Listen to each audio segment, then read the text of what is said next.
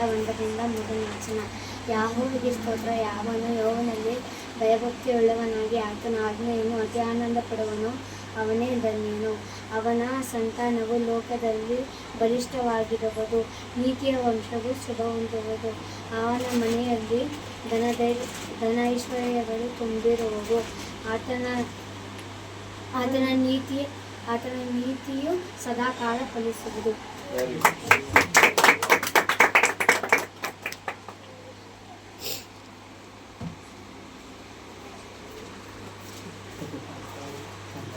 ಕೀರ್ತನೆಗಳು 73ನೇ ಅಧ್ಯಾಯ 25ನೇ ವಚನ, 26ನೇ ವಚನ, 25ನೇ ವಚನ, 26ನೇ ವಚನ.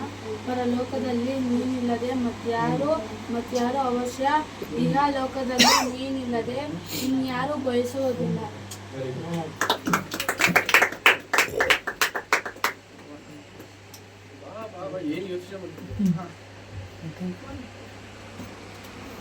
ಪೌಲನು ಫಿಲಿಪ್ಪಿಯವರಿಗೆ ಬರೆದ ಪತ್ರಿಕೆ 4ನೇ ಅಧ್ಯಾಯ 19ನೇ ವಚನ.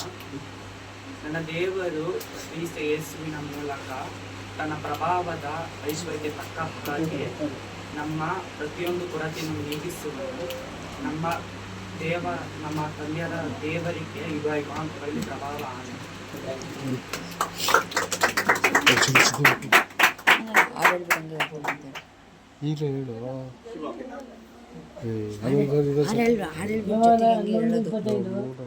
ನಾನೇ ಪುನಃ ಜೀವನ,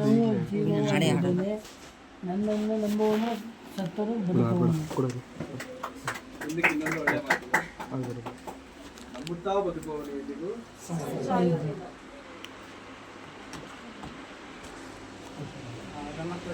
ಬರೆದಪಟ್ಟಿದೆ 12ನೇ ಅಧ್ಯಾಯ 19ನೇ ವಚನ.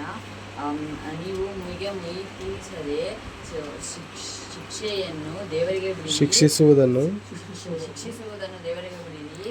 ಯಾಕೆಂದರೆ ಮುಯಿಗೆ ಮುಯಿ ತೀರಿಸುವುದು ನನ್ನ ಕೆಲಸ, ನಿಮಗೆ ನಾನೇ ಪ್ರತಿಫಲವನ್ನು ಕೊಡುವೆನು ಎಂದು ಕರ್ತನು ಹೇಳುತ್ತಾನೆಂಬುದಾಗಿ ಬರೆದೆಯಲ್ಲ.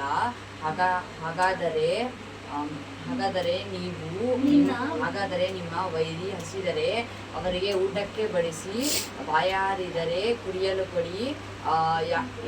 ಹೀಗೆ ಮಾಡುವುದರಿಂದ ಅವರ ತಲೆ ಮೇಲೆ ಕೆಂಡವನ್ನು ಕೂಡಿಸಿಟ್ಟಂತಾಗುವುದು. ಕೆಟ್ಟದಕ್ಕೆ ಹೆದರಿ ಸೋತು ಹೋಗದೆ ಒಳ್ಳೆಯದರಿಂದ ಕೆಟ್ಟದ್ದನ್ನು ಸೋಲಿಸಿ.